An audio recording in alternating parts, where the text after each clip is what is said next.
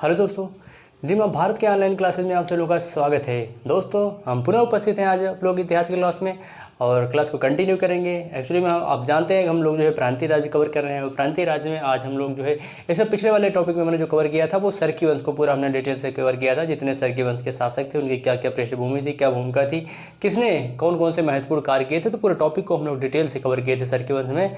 और आज जो अगला टॉपिक लेकर के आए हैं हम प्रांतीय राज्य में वो है कश्मीर।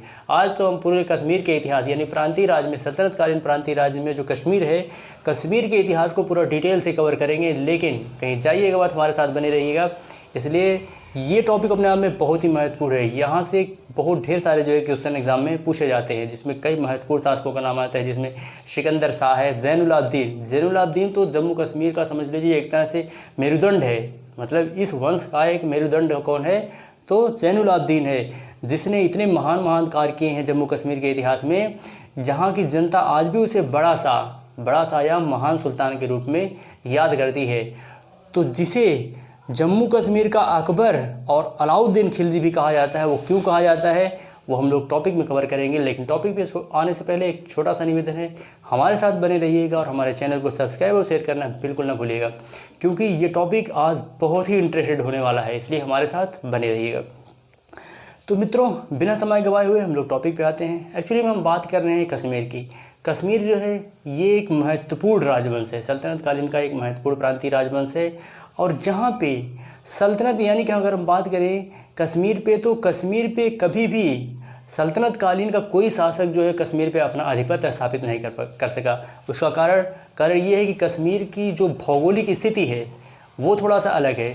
भौगोलिक रूप से जो है कश्मीर इस तरह से स्थित है जहाँ पे थोड़ा सा शासन प्रशासन करना बड़ा मुश्किल होता है, जिसकी वजह से सल्तनत कालीन के कोई भी शासक, दिल्ली सल्तनत का कोई भी शासक जो है, कोई भी सुल्तान कश्मीर को अपने अधीन नहीं कर सका। यहाँ तक कि तैमूर लंग भी भारत में जो 1398 में आक्रमण करता है, तो तैमूर लंग भी कश्मीर पे अपना जो है शासन स्थापित नहीं कर पाता है, कश्मीर को विजित नहीं कर पाता है। एट लास्ट में जो कश्मीर पे विजिट करता है वो अकबर है मुगल वंश में, तो उसको हम लोग आगे देखेंगे डिटेल से। लेकिन एक्चुअली में कश्मीर में 14वीं शताब्दी तक जो कश्मीर का इतिहास था, जो कश्मीर की जनता थी, यानी कि वहाँ की जनता और हिंदू दोनों मतलब जनता और शासक दोनों हिंदू थे ज़्यादातर जो है।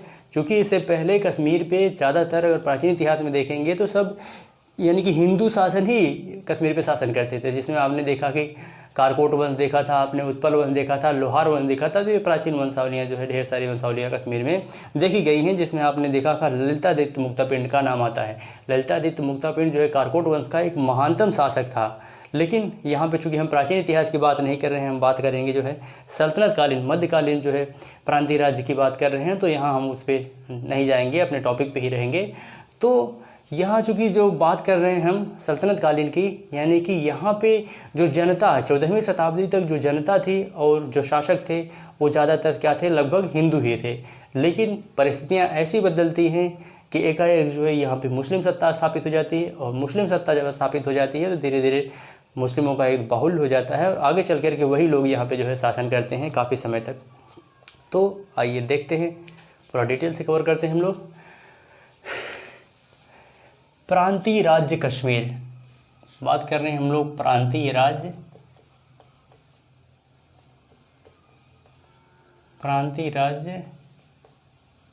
कश्मीर। प्रांतीय राज्य कश्मीर के बारे में आज हम लोग पूरा डिटेल से कवर करने वाले हैं। और टॉपिक पे आने से पहले हम थोड़ा सा मैप देख लेते हैं। मैप के हिसाब से देखेंगे अगर मैप के माध्यम से, तो चीज़ें बहुत ज़्यादा एकदम आसान क्लियर कट हो जाएंगी और स्टेप बाय स्टेप आपको समझने में भी आसानी हो जाएगी कि भारत में उसका लोकेशन कहाँ स्थित है मैप के माध्यम से।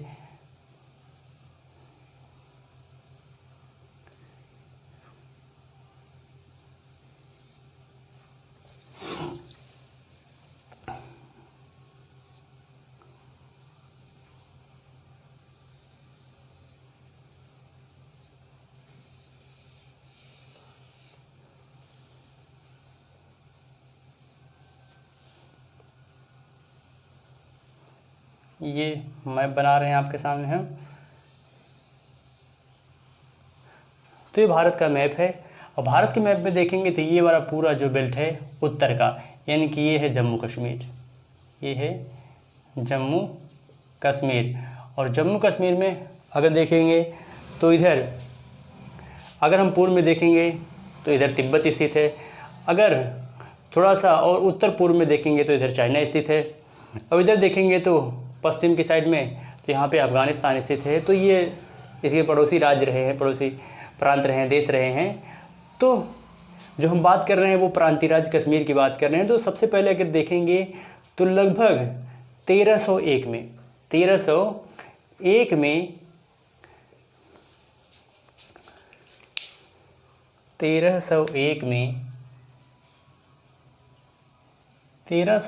में शुहादेव नामक एक हिंदू जो है व्यक्ति, शुहादेव नामक एक हिंदू व्यक्ति जो है यहाँ पे शासन स्थापित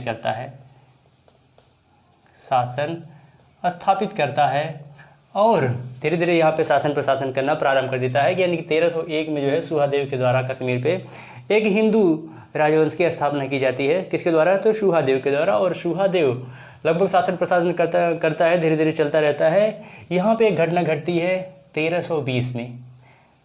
1320 में एक घटना घटती है, ये है कि यहाँ पे मंगोलों का आक्रमण हो जाता है। 1320 में मंगोलों का आक्रमण हो जाता है कश्मीर पे। और जब 1320 में मंगोलों का आक्रमण हो जाता है तो फलस्वरूप क्या है कि यहाँ पे जब मंगोलों का आक्रमण हो जाता है, एक्चुअली में आप जानते हैं कि मंगोल जो थे ये एक खाना बदोश टाइप की जनजाति थे। और मंगोल जहाँ पे आक्रमण करते थे पूरे राज्य को जो है एकदम मतलब अव्यवस्थित कर देते थे। यानी कि लूट मार काट, एकदम लूटना मारना पीटना काटना, एकदम पूरी तरह से उसको जो है एकदम ध्वस्त कर देते थे, अस्त व्यस्त कर देते थे। यही कारण है कि जब यहाँ पे मंगोलों का आक्रमण हुआ, इन्होंने कश्मीर को जो है बुरी तरह से इसको लूटा और फलस्वरूप जो है यहाँ पे अराजकता की स्थिति हो गई। यहाँ पे मंगोलों का आक्रमण होता है और मंगोलों के आक्रमण के फलस्वरूप क्या होता है कि यहाँ पे अव्यवस्था फैल जाती है। यहाँ पे क्या होता है, यहाँ पे मंगोलों के आक्रमण के फलस्वरूप कश्मीर में अव्यवस्था फैल जाती है। यहाँ पे अव्यवस्था फैल जाती है और इसी अव्यवस्था का लाभ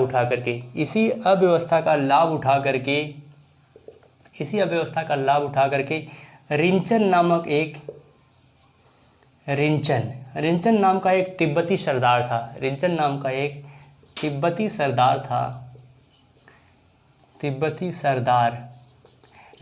एक तिब्बती सरदार था। इसने जो है कश्मीर पे अधिकार कर लिया। यानी कि जब यहाँ पे मंगोलों का आक्रमण होता है कश्मीर पे तो यहाँ पे अव्यवस्था फैल जाती है, अराजकता की स्थिति फैल जाती है। और उस अराजकता की स्थिति का लाभ उठा करके यहाँ पे रिंचन नामक एक तिब्बती सरदार था। उसने क्या किया कि उसने जो है सत्ता को हथिया लिया है, सत्ता को जो है अपने अधीन कर लिया। यानी कि अब रिंचन जो है यह कश्मीर का शासक बना। और जो रिंचन कश्मीर का शासक जो बनता है, रिंचन ने क्या किया कि इसने जो है एक फारस का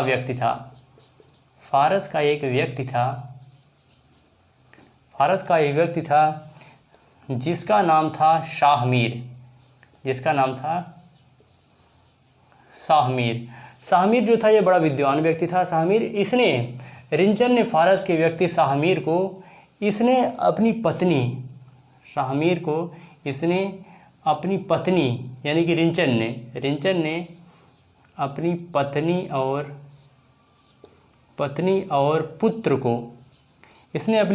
और पुत्र को जो है इसको शाहमीर को शिक्षा देने के लिए नियुक्त कर दिया। इसने नियुक्त कर दिया। यानी कि अपने पत्नी और बच्चों को शिक्षा देने के लिए इसने शाहमीर जो था वो फारस का एक व्यक्ति था, विद्वान व्यक्ति था, मुस्लिम व्यक्ति था। इसने जो है रिंचन ने इसको नियुक्त कर दिया। और जब नियुक्त कर दिया तो कंडीशन ठीक ठाक चलता रहता है। आगे चल करके रिंचन की मृत्यु हो जाती है। और जब रिंचन की मृत्यु हो जाती है तो रिंचन का जो अगला उत्तराधिकारी होता है, यानी कि कश्मीर पे जो रिंचन का अगला उत्तराधिकारी हुआ वो उदयन देव हुआ। वह कौन हुआ? उदयन देव। यानी कि रिंचन का जो उत्तराधिकारी हुआ, जो रिंचन का हुआ वह हुआ उदयन देव। रिंचन का उत्तराधिकारी उदयन देव हुआ और आगे चल कर के उदयन देव की मृत्यु हो जाती है। आगे चल कर के जब उदयन देव की मृत्यु हो जाती है, उदयन देव की जब मृत्यु हो जाती है तो फलस्वरूप क्या होता है कि यहाँ पे इसकी उदयन देव की जो पत्नी थी उसका नाम था कोटा देवी। उसका क्या नाम था? कोटा देवी। उदयन देवी की जो विधवा थी उसका नाम था कोटा देवी। कोटा देवी ये विधवा थी किसकी रे? उदयन देव की। इसने क्या किया कि और इसका जो उदयन देव का पुत्र था ये भी अल्पवयस्क था। इसका जो पुत्र था, इसका पुत्र जो था वो भी अल्पवयस्क था।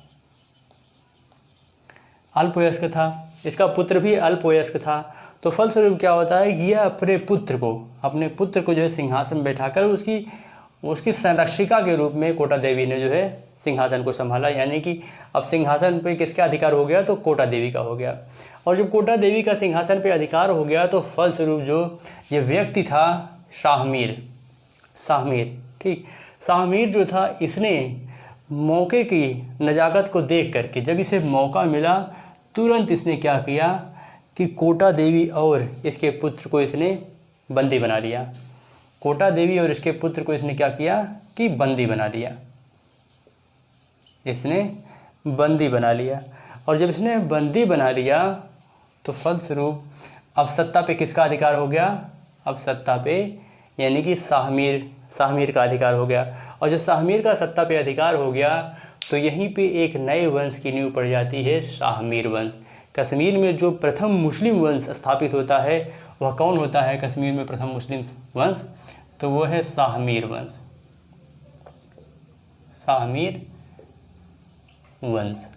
शाहमीर वंश कश्मीर में यह प्रथम मुस्लिम वंश था।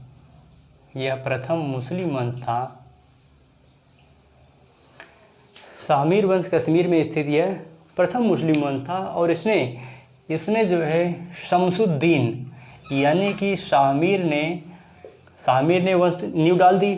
शाहमीर ने जो है कश्मीर में एक शाहमीर वंश की नींव डाल दी, लेकिन सुल्तान शमसुद्दीन की उपाधि धारण करके यह सिंहासन पर बैठता है। किस उपाधि के साथ यह सिंहासन बैठता है? तो सुल्तान शमसुद्दीन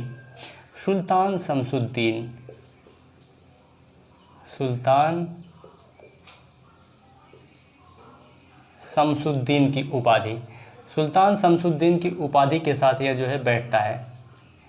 यह किस उपाधि के साथ बैठता है सिंहासन पर? तो सुल्तान शमसुद्दीन की उपाधि के साथ यह सिंहासन पर बैठता है। और इसने अपनी राजधानी जो बनाया, वह इंद्रकोट को बनाया। इसने अपनी राजधानी कहाँ बनाई? इंद्रकोट को बनाई। इसने अपनी राजधानी इंद्रकोट को बनाया। इसने राजधानी अपनी इंद्रकोट को बनाया और फलस्वरूप क्या होता है कि राजधानी इंद्रकोट को बना करके इसने जो ये शमसुद्दीन था, शाहमीर जो था या सुल्तान शमसुद्दीन की उपाधि के साथ बैठता है। यह उदारवादी शासक था। इसने हिंदू और मुस्लिमों को समान रूप से इसने जो है एकताएं बांटी, विभाजित किया। इसने हिंदू और मुस्लिम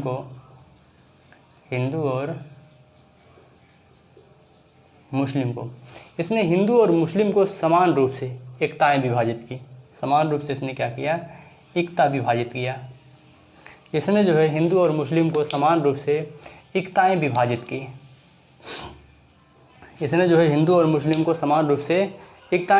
की। यह हिंदू और मुस्लिम, यह उदारवादी शासक था। हिंदू और मुस्लिम दोनों में इसने समान रूप से एकताएं बांटी, समान रूप से एकता विभाजित किया। इसने समान रूप से जो है हिंदू और मुस्लिम में एकता का विभाजन किया। और यह कैसा शासक था? तो यह एक उदारवादी शासक था। और इसका जो टाइम पीरियड था वह 1339 से लेकर के 1339 से लेकर के 1342 तक 1339 से लेकर के 1342 तक का जो टाइम पीरियड रहता है वो शाहमीर वंश का संस्थापक, यह शाहमीर वंश का संस्थापक था। यानी कि सुल्तान शमसुद्दीन जो था यह शाहमीर वंश का संस्थापक था। जबकि शाहमीर वंश के अगर वास्तविक संस्थापक की बात आएगी तो वह सुल्तान सिहाबुद्दीन था। सुल्तान सिहाबुद्दीन शाहमीर वंश का वास्तविक संस्थापक था, जबकि संस्थापक कौन था? तो ये शाहमीर था। इसके बाद जो इसका अगला उत्तराधिकारी होता है वह है जमशेद। इसका उत्तराधिकारी कौन होता है? तो इसका उत्तराधिकारी होता है जमशेद। जमशेद जिसका टाइम पीरियड रहता है 1342 से लेकर के 1342 से 1344 तक, और यह इसका उत्तराधिकारी था। यह इसका उत्तराधिकारी था। शमसुद्दीन का यह उत्तराधिकारी था। यह जो है एक अयोग्य शासक था। इसकी बहुत ज़्यादा कोई भूमिका नहीं रहती है, सिर्फ ये दो ही साल के लिए रहता है। फिर इसके बाद इसका जो उत्तराधिकारी होता है वो शिहाबुद्दीन। शिहाबुद्दीन इसका उत्तराधिकारी होता है। सुल्तान सिहाबुद्दीन, सुल्तान सिहाबुद्दीन। और सुल्तान सिहाबुद्दीन का जो टाइम पीरियड है वह, इसका जो टाइम पीरियड है 1356 से लेकर के 1356 से लेकर के 74, 1356 से लेकर के 1374 का जो टाइम पीरियड है वो सुल्तान सिहाबुद्दीन का है। तो सुल्तान सिहाबुद्दीन क्या है? यह शाहमीर वंश का वास्तविक संस्थापक है। शाहमीर वंश का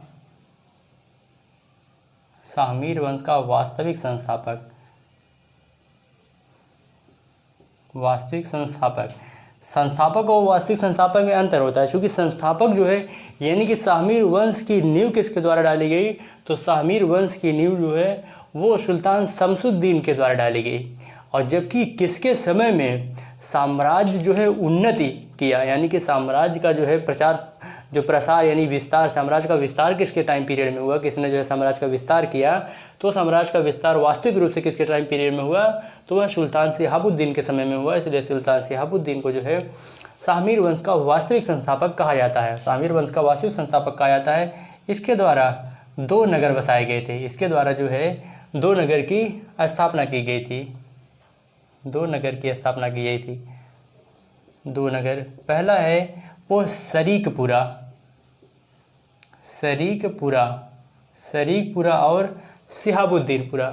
शरीकपुरा और सिहाबुद्दीनपुरा, यानी कि शरीकपुरा और सिहाबुद्दीनपुरा 2 नगर इसके द्वारा स्थापित किए गए थे। इसके द्वारा इसे वास्तविक संस्थापक कहा जाता है। और ये 2 नगरों का संस्थापक भी है, जिसमें शरीकपुरा और सिहाबुद्दीनपुरा शामिल है। इसके बाद इसका जो उत्तराधिकारी हुआ वो है कुतुबुद्दीन जो था यह इसका उत्तराधिकारी था। और इसका जो टाइम पीरियड है 1374 से लेकर के 89, 1374 से लेकर के 89 का जो टाइम पीरियड है वो किसका है? तो वह कुतुबुद्दीन का है। और कुतुबुद्दीन भी जो है ये भी एक अयोग्य शासक था। इसकी भी कोई बहुत ज़्यादा भूमिका नहीं है। तो यह जो है किसका उत्तराधिकारी था? तो ये जो उत्तराधिकारी था वह सुल्तान सिहाबुद्दीन का उत्तराधिकारी था। यह सुल्तान सिहाबुद्दीन का उत्तराधिकारी था। यह सुल्तान सिहाबुद्दीन का उत्तराधिकारी था। यह सुल्तान सिहाबुद्दीन का उत्तराधिकारी हुआ। इसके बाद जो अगला शासक है इसका जो उत्तराधिकारी होता है वो है सिकंदर, जो कश्मीर का एक तरह से महत्वपूर्ण शासक है, जिसे कश्मीर में कई उपनामों से जाना जाता है, जिसको कश्मीर का सबसे क्रूरतम शासक कहा जाता है। कश्मीर का सबसे असहिष्णु शासक किसको कहा जाता है? तो वो सिकंदर को ही कहा जाता है, जिसने कई परिवर्तन किए। सबसे पहले जो है कश्मीर में जजिया कर किसके द्वारा लगाया गया है? तो इसी के द्वारा लगाया गया है। इसको जो है बुद्ध सिकन या मूर्ति भंजक के रूप में भी कश्मीर में जाना जाता है। वो चीज़ें हम आप डिटेल से चर्चा करेंगे, तो आप इसको नोट कर लीजिएगा, फिर हम इरेज करके आगे फिर बढ़ते हैं।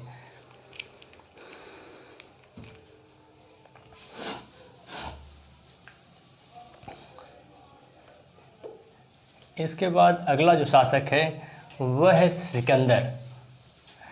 अगला शासक कौन है? तो सिकंदर।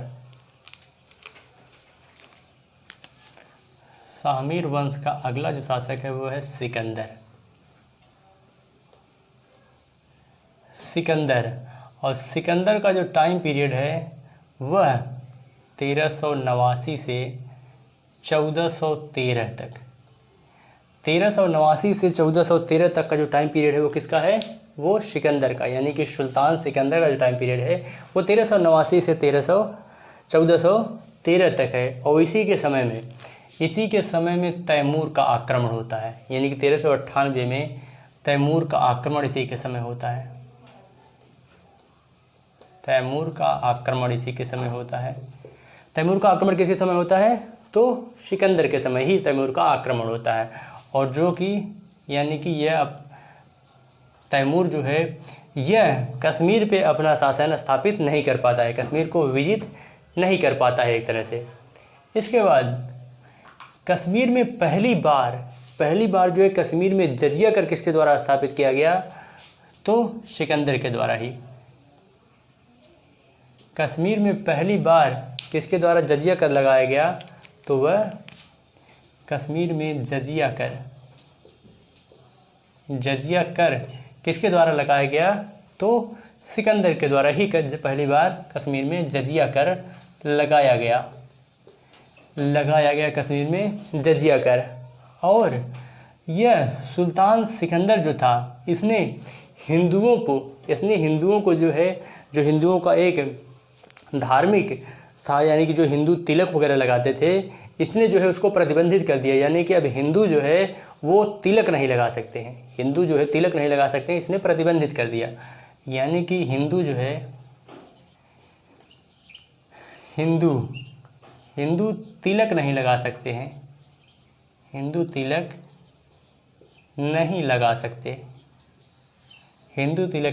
सकते हैं, इसको इसने प्रतिबंधित कर दिया।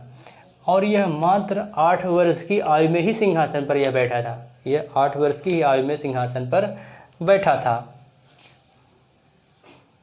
8 वर्ष की आयु में सिंहासन पर बैठा था।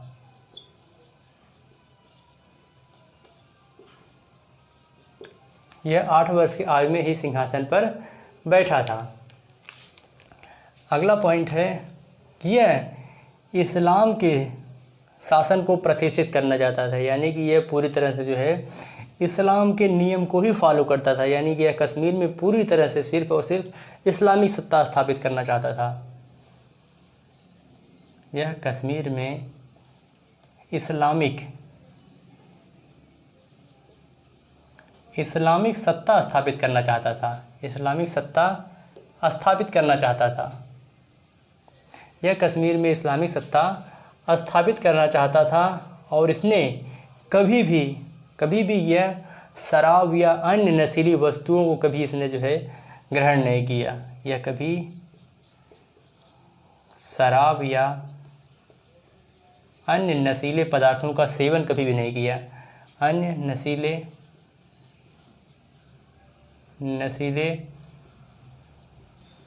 पदार्थों का सेवन नहीं किया, अन्य नशीले पदार्थों का इसने कभी भी सेवन नहीं किया, ना तो कभी शराब इसने पिया, शराब को हाथ लगाया, और ना ही कभी इसने जो है किसी अन्य नशीले पदार्थों को हाथ लगाया। और यह कभी, यानी कि यह संगीत का भी विरोधी था, जिस तरह से मुग़ल साम्राज्य में औरंगजेब संगीत का विरोधी था, संगीत पे पाबंदी वगैरह लगा दिया था, सेम वही कंडीशन यहाँ पे सिकंदर की है कि इसने जो है क्या किया कि इसने जो है संगीत को यह बिल्कुल पसंद नहीं करता था, यह संगीत को पसंद नहीं करता था, यानी कि एक तरह से प्रतिबंधित ही कर दिया था, एक तरह से इसने संगीत को जो है प्रतिबंधित कर दिया था। और इसने कश्मीर में जजिया कर को भी लगाया था, कश्मीर में जजिया कर किसने लगाया था, तो सिकंदर ने ही लगाया था। और इसने जो है कई, यानी कि यह कश्मीर के मंदिरों को जो है, मंदिरों को इसने तोड़ दिया था। इसने जो है यह एक, अगर आप इस्लामिक दृष्टिकोण से देखेंगे तो यह एक बहादुर यानी कि इस्लाम के प्रति उदार था, बहादुर इस्लाम के प्रति उदार था। बहादुर, इस्लाम के प्रति उदार तथा एक सक्षम शासक था। एक सक्षम शासक था। बहादुर, इस्लाम के प्रति उदार तथा एक सक्षम शासक था सिकंदर। और इसने शिक्षा के क्षेत्र में महत्वपूर्ण कार्य किए थे। इसने जो है शिक्षा के क्षेत्र में महत्वपूर्ण कार्य किए थे। यानी कि इसने स्कूल या मदरसा भी खोला था। स्कूल या मदरसा की भी स्थापना किया था इसने। और इसने जो है अस्पताल यानी कि चिकित्सालय भी इसने जो है खुलवाया था, जहाँ पे निःशुल्क दवाएं जो है वितरित की जाती थी। और साथ ही साथ यहाँ पे जो है कभी कभी निःशुल्क भोजन भी दिया जाता था। यहाँ पे कभी कभी निःशुल्क भोजन भी दिया जाता था। यानी कि शिक्षा के क्षेत्र में इसने जो है स्कूल और मदरसे की भी स्थापना की। इसने अस्पताल की भी स्थापना की, जहाँ पे निःशुल्क चिकित्सा की जाती थी और निःशुल्क जो है कभी कभी यहाँ पे भोजन भी दिया जाता था। और सिकंदर ने यहाँ पे सिकंदर के समय में ही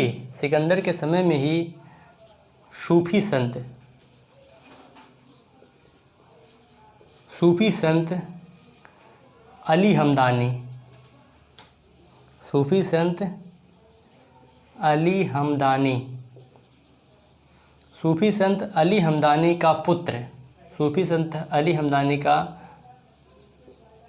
पुत्र मोहम्मद हमदानी,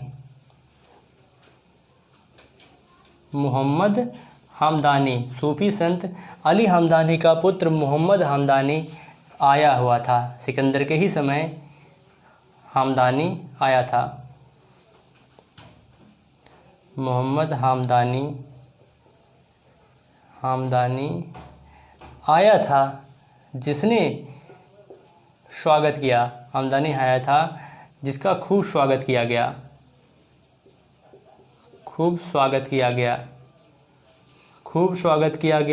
साथ ही साथ इसके लिए खानकाहों का भी निर्माण किया गया।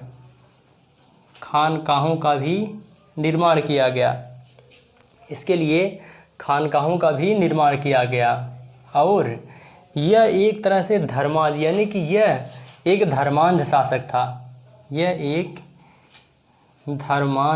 था। धर्मांध का मतलब धर्म में अंधा। यह एक धर्मांध शासक था, यानी कि धर्म में अंधा था। कौन? सिकंदर, जो एक कश्मीर का शासक था। यह एक धर्मांध शासक था जिसे बुत सिकन अथवा मूर्ति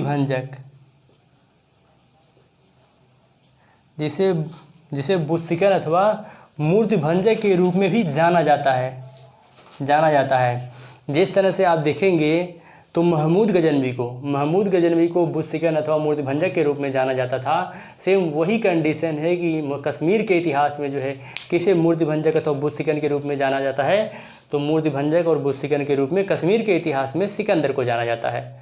सिकंदर जो है मूर्ति भंजक और बुत सिकन के रूप में जाना जाता है, जिसने कई मंदिरों को तोड़ दिया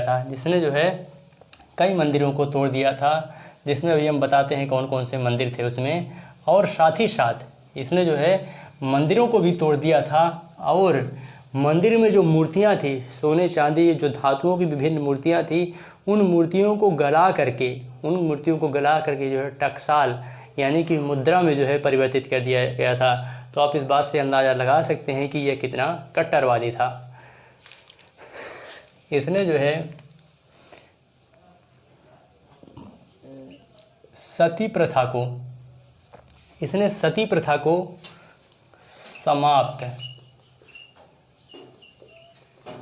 समाप्त किया था। इसने जो है कश्मीर में सती प्रथा को समाप्त किया था। और इसने जो है कश्मीर में सती प्रथा को समाप्त किया था। और इसने मार्तंड मंदिर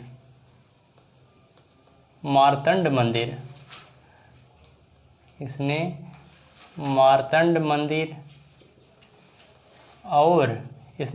मंदिर और चक्रधर मंदिर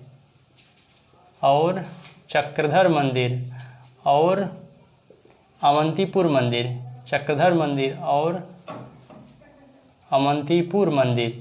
यानी कि इन सभी मंदिरों को इसने एकदम क्षतिग्रस्त किया था, तोड़ दिया था। और धातुओं की मूर्तियों को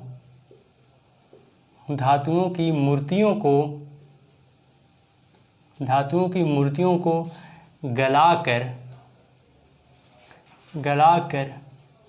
टकसाल में परिवर्तित कर दिया था। धातुओं की मूर्तियों को गलाकर इसने क्या कर दिया था? टकसाल में परिवर्तित करवा दिया था। इसने मार्तंड मंदिर, चक्रधर मंदिर और अवंतीपुर मंदिर को इसने जो है पूरी तरह से एकदम क्षतिग्रस्त कर दिया था। और साथ ही साथ इसने जो है यह जो विभिन्न धातुओं की जो मूर्तियां थी, धातुओं की मूर्तियों को इसने जो है गला करके उसको टकसाल में परिवर्तित कर दिया था। और इसका जो मंत्री यानी कि इसने सुहा भट्ट नामक एक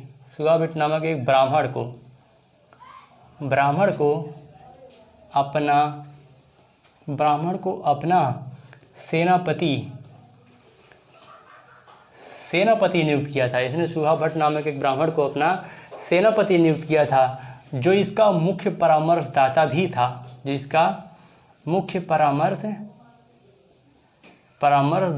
था। देखिए यहाँ पे कंफ्यूज मत होइएगा। यहाँ पे अगर आप देखेंगे तो सुहादेव जो है 1301 में कश्मीर में हिंदू राज्य की स्थापना किया था, जबकि ये सुहा भट्ट है, वो सुहादेव है और ये सुहा भट्ट है। थोड़ा सा कन्फ्यूजन है बस, मतलब इसको आप एकदम क्लियर करिएगा। तो सुहा भट्ट जो था यह ब्राह्मण था और यह सिकंदर का एक तरह से सेनापति भी था और उसका मुख्य सलाहकार यानी कि यह उसका एडवाइज़र भी था। और आगे चल कर के इसने क्या किया कि इस्लाम ग्रहण कर लिया। इसने जो है इस्लाम स्वीकार कर लिया। इसने आगे चल कर के सुहा भट्ट ने इस्लाम स्वीकार कर लिया। और इसके परामर्श से ही सिकंदर ने सभी विद्वान और बुद्धिमान हिंदुओं को, सभी विद्वान और ब्राह्मण हिंदुओं को इसने इसी के परामर्श से जो है सभी विद्वान और बुद्धिमान हिंदुओं को इस्लाम ग्रहण करने के लिए कहा गया, यानी कि इस्लाम स्वीकार करने के लिए कहा गया। इस्लाम स्वीकार करने के लिए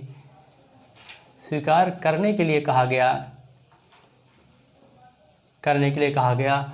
और साथ ही साथ ये भी सख्त हिदायत दी गई कि यदि जो इस्लाम धर्म स्वीकार नहीं करना चाहता है तो वो घाटी को छोड़ करके चला जाए, यानी कि वह कश्मीर को छोड़ करके चला जाए, यानी कि वो कश्मीर में नहीं रह सकता है। जो विद्वान है, ब्राह्मण हो या हिंदू हो, कोई भी हो, अगर वो इस्लाम को स्वीकार नहीं करना चाहता है तो वह कश्मीर में नहीं रह सकता है, उसे कश्मीर को छोड़ करके जाना ही होगा। ऐसा फरमान किसने जारी किया? सिकंदर ने जारी किया। ठीक, ऐसा फरमान सिकंदर ने जारी किया। तो आप इस बात से अंदाज़ा लगा सकते हैं कि यह कितना कट्टरवादी था, कितना जो है धर्मांध था। इसके बारे में फरिश्ता ने एक स्टेटमेंट दिया, इतिहासकार फरिश्ता ने एक स्टेटमेंट दिया है।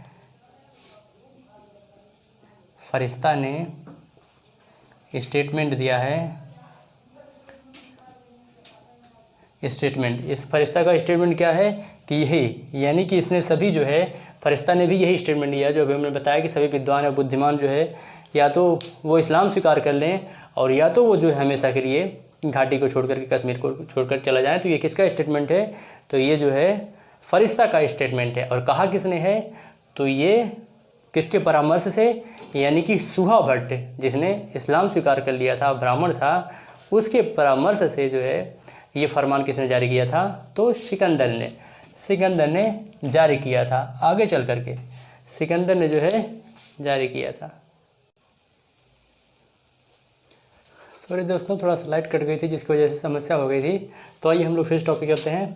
तो फरिश्ता ने ये स्टेटमेंट दिया था कि यह जो है किस तरह से इसने ये हुक्म फरमान जारी कर दिया कि जो भी विद्वान लोग हैं या तो वो इस्लाम स्वीकार कर लें या फिर घाटी छोड़ करके चले जाएं। तो इस तरह से स्टेटमेंट कुछ फरिश्ता ने दिया है। इसके बाद सिकंदर जो था, सिकंदर भवन निर्माण का भी, यानी कि भवन शैलियों का भी ये बड़ा शौकीन था। भवन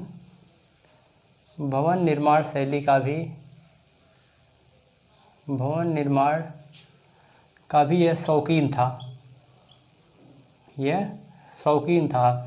जिसने गौड़ में, यानी कि जिसने गौड़ नामक एक मस्जिद भी बनवाई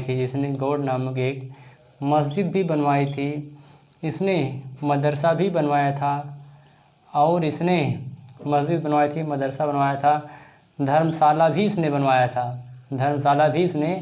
बनवाया था। इसने सिकंदरपुर नामक एक शहर भी बसाया था।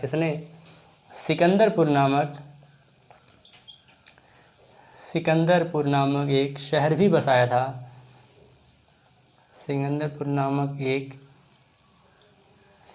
बसाया था। जिसके सामने एक शानदार महल बनवाया था। जिसने जो है उसके सामने एक शानदार महल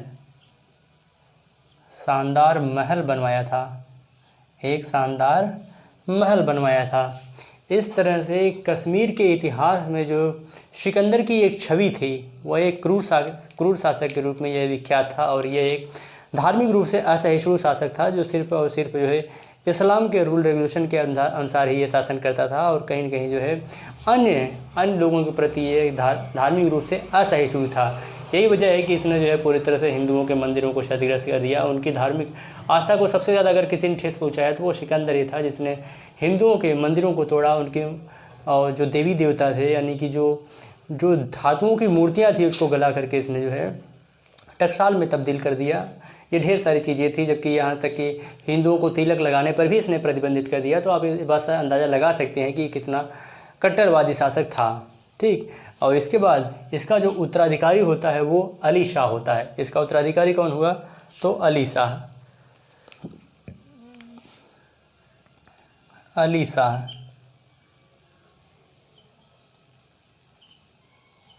शाह 1413 से 20 तक का जो टाइम पीरियड रहता है वो अली शाह का रहता है। ठीक।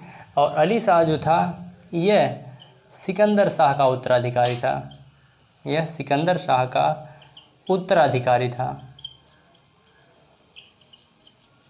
यह उत्तराधिकारी था। और अली शाह का जो उत्तराधिकारी हुआ वह ज़ैनुलाब्दीन हुआ, जो जम्मू कश्मीर का एक महानतम शासक है। शामीर वंश का या जम्मू कश्मीर का एक महानतम शासक है, जिसका उदय जो है वो जम्मू कश्मीर में होता है, जो कि सिकंदर शाह के एकदम अपोजिट था। सिकंदर शाह जितना ही धर्मांध शासक था, जितना ही धार्मिक रूप से असहिष्णु शासक था, वो धार्मिक रूप से जो है सहिष्णु शासक था, वह ज़ैनुलाब्दीन जो था वो धार्मिक रूप से एक सहिष्णु शासक था। और उसने जो है पूरी तरह से जो कश्मीर में एक तरह से अव्यवस्था फैल गई थी, एक अव्यवस्था का वातावरण, माहौल फैल गया था, उसको उसने क्या किया, जब वो तुरंत सत्ता संभाली, तुरंत जो है उसको नियंत्रित किया। और जो हिंदू जो थे वो कश्मीर से जो पलायन हो रहे थे, वो अब धीरे धीरे वापस आकर के कश्मीर में फिर से बसने लगे। यानी कि फिर अब हिंदुओं को जो है यह सभी धर्मों को समान रूप से इसने संरक्षण दिया। यही वजह है धार्मिक, इसकी नीतियाँ धार्मिक जो थी वो बहुत अच्छी थी, जिसकी वजह से इसे जम्मू कश्मीर का अकबर भी कहा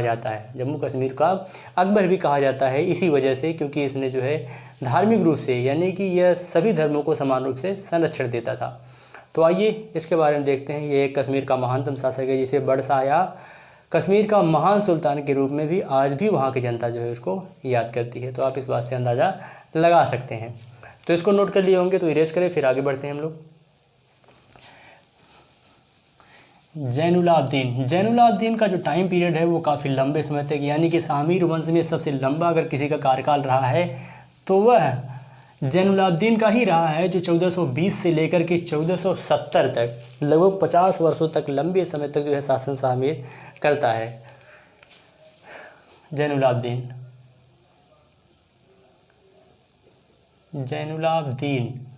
जैनुलाब्दीन का जो टाइम पीरियड था वो 1420 से लेकर के 1470 तक, 1420 से लेकर के 1470 तक का जो टाइम पीरियड था वो जैनुलाब्दीन का था। और जैनुलाब्दीन जो था सबसे पहले इसने क्या किया कि इसने शासक बनते ही तुरंत जो सिकंदर शाह के द्वारा जजिया कर लगाया गया था इसको तुरंत उसने समाप्त कर दिया। यानी कि इसने जैनुलाब्दीन ने तुरंत बादशाह बनते ही इसने जो उपाधियां धारण की थी, उपाधियां इसने 2 उपाधि धारण की थी, एक बादशाह की और दूसरा नाइब अमीर उल मोमिनीन। इसने एक बादशाह क्या उपाधि, एक उपाधि कौन सी धारण करी थी, बादशाह की, और दूसरी नाइब अमीर उल मोमिनीन। तो ये उपाधि इम्पोर्टेंट है। नाइब अमीर उल मोमिनीन किसकी उपाधि थी, तो यह जैनुलाब्दीन की थी, और बादशाह की उपाधि भी इसने धारण किया था। नाइब अमीर उल मोमिनीन और बादशाह की उपाधि इसने धारण किया था। और इसने तुरंत क्या किया, इसने हिंदुओं के प्रति आस्था को रखते हुए इसने तुरंत जो है गौ हत्या पर प्रतिबंध लगा दिया। इसने गौ हत्या पर प्रतिबंध लगा दिया। इसने गौ हत्या पर प्रतिबंध लगा दिया। जो गौ हत्या को किसने प्रारंभ किया था, तो सिकंदर ने किया था। सिकंदर ने जितने विरोधी काम किए थे जैनुलाब्दीन ने उन सभी विरोधी कामों को इसने बंद कर दिया। गौ हत्या पर इसने प्रतिबंध लगा दिया। दूसरा, जजिया कर को समाप्त कर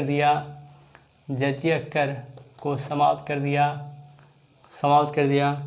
तो जितना ही इम्पोर्टेंट है कि जजिया कर को, जम्मू कश्मीर के इतिहास में जजिया कर को प्रारंभ किसने किया था, उतना ही इम्पोर्टेंट ये है कि जजिया कर को जम्मू कश्मीर के साथ इतिहास में समाप्त किसने किया था। तो जजिया कर को जम्मू कश्मीर के इतिहास में सिकंदर ने प्रारंभ किया था, और अंतिम रूप से समाप्त किसने किया, तो जैनुलाब्दीन ने। इस चीज़ को याद रखिएगा। इसके बाद इसने जजिया कर को समाप्त कर दिया। हिंदुओं की धार्मिक आस्था को जो ठेस पहुंचाने के लिए उसने क्या किया था कि सती प्रथा को प्रतिबंधित कर दिया था। सती प्रथा को उसने प्रतिबंधित कर दिया था। लेकिन सती प्रथा को यहाँ से फिर से जो है जैनुलाब्दीन जो है उसको सती प्रथा को प्रारंभ कर देता है। सती प्रथा को फिर से प्रारंभ कर दिया।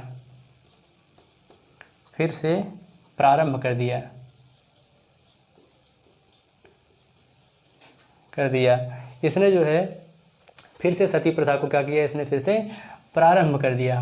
और यह कुतुब नाम से जो है फारसी में ग्रंथ लिखा करता था। कुतुब नाम से यह जैनुलाब्दीन कुतुब नाम से यह फारसी में ग्रंथ लिखा करता था। कुतुब उपनाम से फारसी में इसने जो है फारसी में ग्रंथ लिखता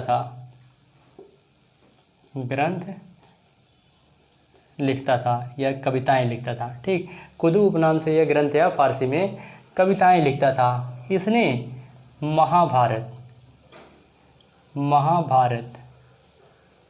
महाभारत और इसने राजतरंगिणी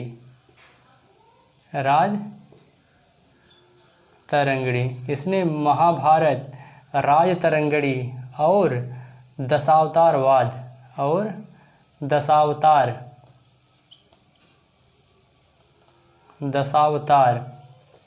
यानी कि महाभारत, राजतरंगिणी और दशावतार, यानी कि इन सभी ग्रंथों को इसने फारसी में अनुवाद करवाया।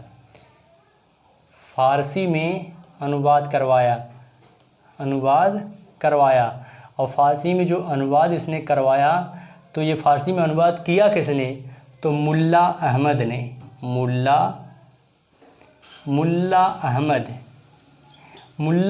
ने जो है महाभारत का, राजतरंगी का और दशावतार का इन्होंने फ़ारसी भाषा में अनुवाद करवाया।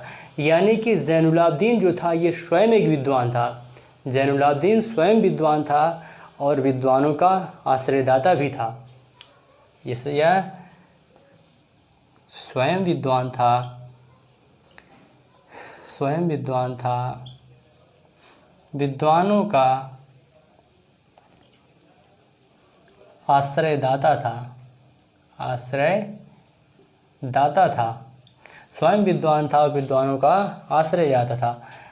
राजतरंगिणी जो है यह कल्हड़ की पुस्तक है। यह कल्हड़ की एक पुस्तक है जिससे कश्मीर के इतिहास के बारे में संपूर्ण विस्तृत जानकारी जो है, कश्मीर के इतिहास के बारे में विस्तृत जानकारी किस ग्रंथ से प्राप्त होती है, तो यही ग्रंथ है राजतरंगिणी, जिसको कल्हड़ ने लिखा है। राजतरंगिणी कल्हड़ की रचना है जिसे जम्मू कश्मीर के इतिहास के बारे में, जम्मू कश्मीर के इतिहास के बारे में विस्तृत जानकारी प्राप्त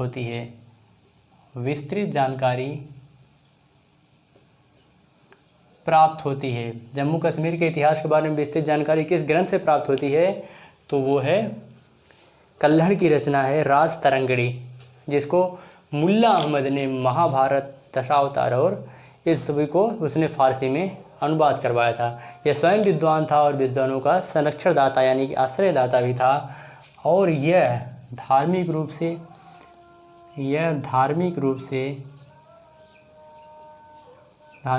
सहिष्णु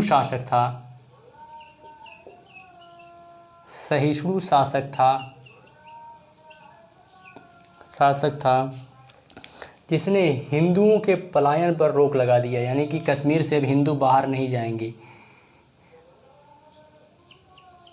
जम्मू कश्मीर से हिंदुओं के पलायन पर रोक लगा दिया। जम्मू कश्मीर से हिंदुओं के पलायन पर इसने रोक लगा दिया और क्षतिग्रस्त सभी हिंदू मंदिरों को इसने क्षतिग्रस्त सभी हिंदू मंदिरों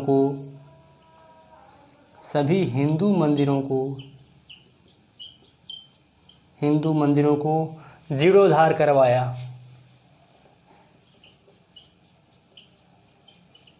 जीर्णोद्धार करवाया और इसने जो है क्षतिग्रस्त सभी हिंदू मंदिरों का जीर्णोद्धार करवाया और साथ ही साथ जिनका जबरन धर्मांतरण करवाया गया था,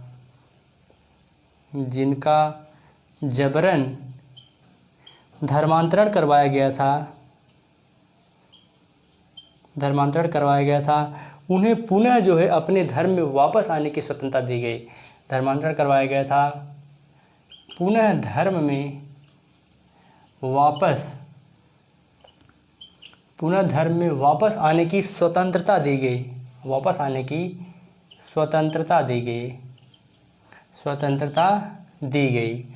और यह शिकायतनामा नामक फ़ारसी में यह ग्रंथ भी लिखता था। यह जो है कुतुब नाम से फ़ारसी में इसने कविताएं भी यह लिखता था और शिकायतनामा फ़ारसी में यह ग्रंथ भी लिखता था। यह शिकायतनामा, इसको आप लोग नोट कर लीजिएगा, फिर इरेज करके हम आगे बढ़ते हैं।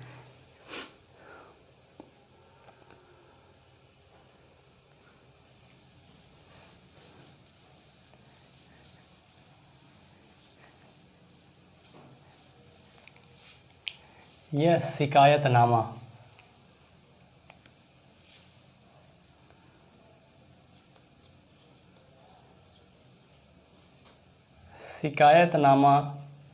फ़ारसी में ग्रंथ लिखता था।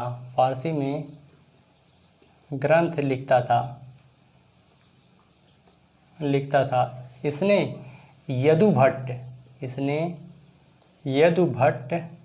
यदुभट्ट तथा भट्टावतार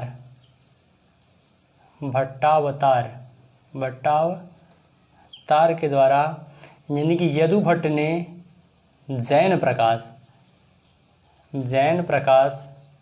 यदुभट्ट ने जौन प्रकाश तथा भट्टावतार ने जैन विलास। यदुभट्ट ने जैन प्रकाश तथा भट्टावतार ने जैन विलास नामक ग्रंथों की रचना की। भट्टावतार, जैन विलास और यदुभट्ट ने जैन प्रकाश और जैन विलास, थोड़ा सा ये सिमिलरिटीज है, इसको याद रखिएगा। ग्रंथों की रचना की। यदुभट्ट ने जैन प्रकाश और भट्टावतार ने जैन विलास। जैन प्रकाश, जैन विलास, जैन दोनों में कॉमन है, बस प्रकाश और विस्तार, यानी कि ये दोनों ग्रंथों की रचना जो है यदुभट्ट और भट्टावतार के द्वारा फारसी में इसको रचना की गई थी। और यह स्वयं कई भाषाओं का ज्ञाता था।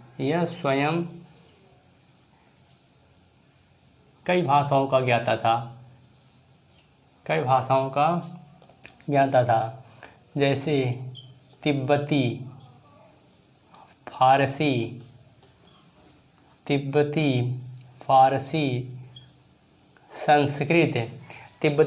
संस्कृत आदि अरबी कई भाषाओं का यह स्वयं भी ज्ञाता था। और यह स्वयं भी एक विद्वान था।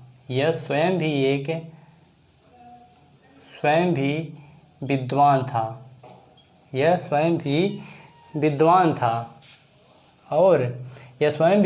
था। इसने विद्वानों को आश्रय भी प्रदान कर रखा था और धार्मिक रूप से यह असहिष्णु था। और इसे जम्मू कश्मीर का अकबर भी कहा जाता है। इसकी उदारवादी नीतियों के कारण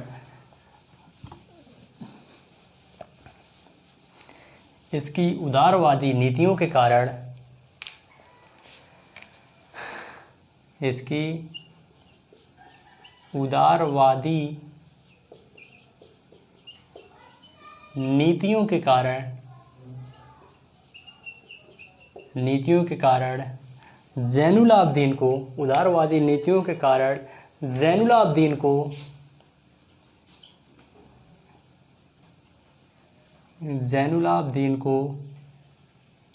जम्मू कश्मीर का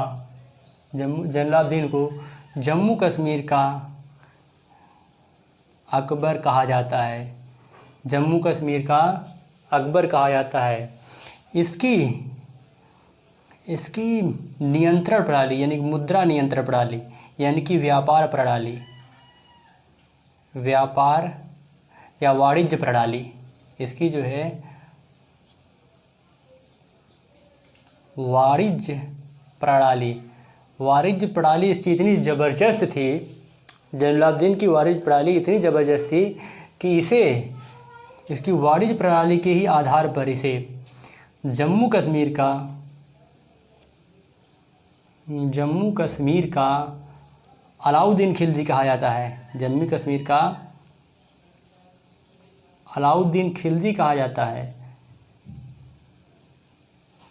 यानी कि इसकी उदारवादी नीतियों के कारण, इसके धार्मिक रूप से सहिष्णुता के कारण, इसके महत्वपूर्ण कार्य के कारण, यानी कि लोगों में समन्वय की भावना स्थापित करने के कारण इसे जम्मू कश्मीर का अकबर कहा जाता है। तो वहीं दूसरी तरफ वाणिज्यिक प्रणाली इसकी इतनी ज़बरदस्त थी, व्यापार प्रणाली इसकी इतनी ज़बरदस्त थी कि उसके आधार पे इसको जम्मू कश्मीर का अलाउद्दीन खिलजी कहा गया। यानी कि इतने बड़े बड़े लोगों की उपमा दी जा रही है, तो आप इस बात से अंदाज़ा लगा सकते हैं। अकबर, अलाउद्दीन खिलजी, जो अपने आप में ये बताने की ज़रूरत नहीं है कि ये कितना महान शासक था, ये खुद ब खुद जो है ये बता रहे हैं कि ये जम्मू कश्मीर के इतिहास में ये एक महानतम शासक था, जिसने 50 वर्षों तक शासन किया और इसको ये ढेर सारी जो है उपमाओं से नवाजा गया, जिसने बादशाह तथा अमीर उल मोमिनीन जैसी उपाधियों को धारण किया था, जिसे कश्मीर के इतिहास में बड़शाह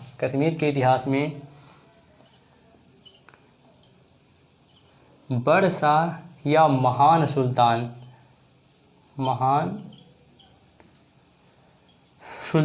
जम्मू कश्मीर के इतिहास में बड़शाह या महान सुल्तान के रूप में आज भी जनता याद करती है। बादशाह या बड़शाह या महान सुल्तान के रूप में जम्मू कश्मीर की जनता आज भी किसे याद करती है, तो जैनुलाब्दीन को। और जैनुलाब्दीन यह स्थापत्य का भी शौकीन था, यह स्थापत्य का भी शौकीन था, यह स्थापत्य का भी शौकीन था। इसने वूलर झील में, इसने वूलर झील में, इसने वूलर झील में एक कृत्रिम द्वीप जैनालंका, जैनालंका, जैनालंका नामक एक कृत्रिम द्वीप स्थापित किया था, कृत्रिम द्वीप स्थापित किया था, जो उसकी अभियांत्रिकी, जो उसकी अभियांत्रिकी नमूना का, उसकी अभियांत्रिकी नमूना का एक उच्चतम उदाहरण था, एक उत्कृष्टतम उदाहरण था, उत्कृष्टतम, एक उत्कृष्टतम उदाहरण था, एक उत्कृष्टतम उदाहरण था। यह लोगों को प्रमोट भी करता था, यह जो है लोगों को प्रमोट भी करता था। जैसे इसने अखबार और जिल्दसाजी की कला को सीखने के लिए, इसने जो है अखबार और जिल्दसाजी की कला को सीखने के लिए इसने 2 लोगों को फारस भेजा था। अखबार और जिल्दसाजी, अखबार और जिल्दसाजी की कला को सीखने के लिए इसने 2 लोगों को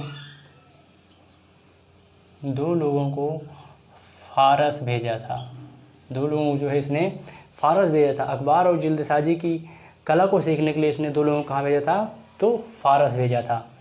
इसके बाद इसने साल बनाने की कला को तिब्बत से आमंत्रित किया था, इसने जो है तिब्बत से साल बनाने की कला को आमंत्रित किया था। इसने जो है तिब्बत से साल बनाने की तकनीकी तिब्बत से साल बनाने की तकनीकी मंगाई थी या आमंत्रित की थी, मंगाई थी। इसने जो है अखबार और जिल्दसाजी की कला को सीखने के लिए 2 लोगों को फारस भेजा था और तिब्बत से साल बनाने की तकनीकों की जो है इसने भारत में आमंत्रित किया था या बुलाया था। तो आप इस बात से अंदाज़ा लगा सकते हैं, यह जम्मू कश्मीर के इतिहास का एक महानतम शासक था, जम्मू कश्मीर के इतिहास का एक महानतम शासक था, जिसे जो है किस नाम से जाना जाता है, तो बड़शाह या महान सुल्तान के रूप में जाना जाता है। और इसने जो है एक जैनालंका नामक जो है इसने एक कृत्रिम द्वीप भी स्थापित किया था।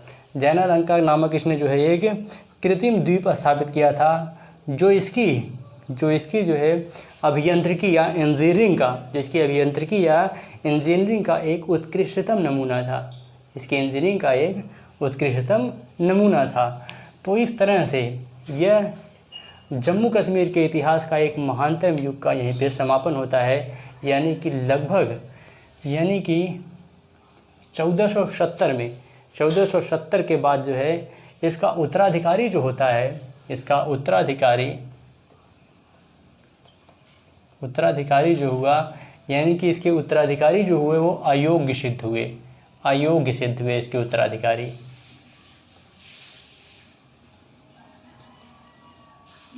इसके उत्तराधिकारी अयोग्य सिद्ध हुए, जिसमें है हाजी खां, जो 1470 से लेकर के 72 तक 70 से लेकर के 72 तक शासन करता है, इसका उत्तराधिकारी होता है। और यहीं पे अयोग्य सिद्ध होते हैं, यानी कि धीरे धीरे यहीं पे यानी कि जिसको सिकंदर और जैनुलाब्दीन जैसे शासकों ने शाहमीर वंश को अपने उत्कृष्टतम पराकाष्ठा पर पहुंचाया था, यानी कि अपने समय के स्वर्णिम युग को पराकाष्ठा पर जिसको पहुंचाया था, अब यहाँ से धीरे धीरे उसका अवनति होना प्रारंभ हो जाता है, यानी कि यहाँ से धीरे धीरे उसका पतन होना प्रारंभ हो जाता है, क्योंकि इसके उत्तराधिकारी जो हुए वो अयोग्य सिद्ध हुए, जिसमें हाजी खां, जिसमें कई लोगों का नाम आता है। जैसे देख लेते हैं, हाजी खां जो 1470 से लेकर के 72 तक रहता है। इसके बाद है हसन खां, हसन खां, हसन शाह, खां नहीं है हसन शाह है, हसन शाह है। इसके बाद है मोहम्मद शाह, हसन शाह के बाद मोहम्मद शाह, मोहम्मद शाह के बाद है मोहम्मद शाह तृतीय, मोहम्मद शाह तृतीय। इसके बाद है मोहम्मद शाह तृतीय। इसके बाद है मोहम्मद गाजी, इसके बाद है मोहम्मद गाजी, मोहम्मद गाजी। इसके बाद है मोहम्मद याकूब, मोहम्मद याकूब, याकूब शाह, मोहम्मद याकूब शाह। ये ढेर सारे इतने शासक बनते हैं, इतने लोग जो है शासक बनते हैं जो यहीं की, यानी कि यहीं से शासन उसका समापन होने लगता है, शाहमी वंश का यहीं से पतन होने लगता है जब जैनुलाब्दीन की मृत्यु हो जाती है। जैनुलाब्दीन की मृत्यु के बाद क्योंकि उसके उत्तराधिकारी एकदम अयोग्य सिद्ध हुए, तो जिसके अंतर्गत आपने देखा कि हाजी खां, हसन शाह, मोहम्मद शाह, मोहम्मद शाह तृतीय, मोहम्मद गाजी, मोहम्मद शाह, ये इतने शासक जो है शासन करते हैं। इसके बाद यहाँ पे पतन हो जाता है। इसके बाद आप देखेंगे तो मिर्ज़ा हैदर दोगलत, मिर्ज़ा हैदर दोगलत, मिर्ज़ा हैदर दोगलत, मिर्ज़ा हैदर दोगलत, यानी कि मिर्ज़ा से कुछ याद आ रहा होगा। मिर्ज़ा जो थी यह बाबर की पैतृक उपाधि थी। मिर्ज़ा किसकी उपाधि थी? बाबर की पैतृक उपाधि थी। तो यहाँ पे आप सोच रहे होंगे फिर ये कहाँ से मिर्ज़ा की उपाधि धारण के लिए, क्योंकि यह जो है मिर्ज़ा हैदर दोगलत जो है, मिर्ज़ा हैदर दोगलत यह बाबर का नातेदार यानी कि रिश्तेदार था। यह बाबर का रिश्तेदार था जिसने नाजुक शाह की उपाधि धारण की थी, जिसने नाजुक शाह की उपाधि धारण की थी। इसकी उपाधि कौन सी थी? तो नाजुक शाह। इसने जो है नाजुक शाह की उपाधि धारण की थी। मिर्ज़ा हैदर दोगलत जो है ये बाबर का नातेदार था या रिश्तेदार था। तो इसके बाद यहीं से, चूँकि अगर आप देखेंगे तो शाहमीर वंश वहीं पे समाप्त हो जाता है, एकदम न के बराबर रहता है जब जैनुलाब्दीन की मृत्यु हो जाती है। लेकिन ये लोग जो है एकदम अवशेष के रूप में बने रहते हैं। आगे चलकर ये मिर्ज़ा हैदर दोगलत कुछ समय तक शासन करता है, फिर यहीं पे इसका समापन हो जाता है शाहमीर का।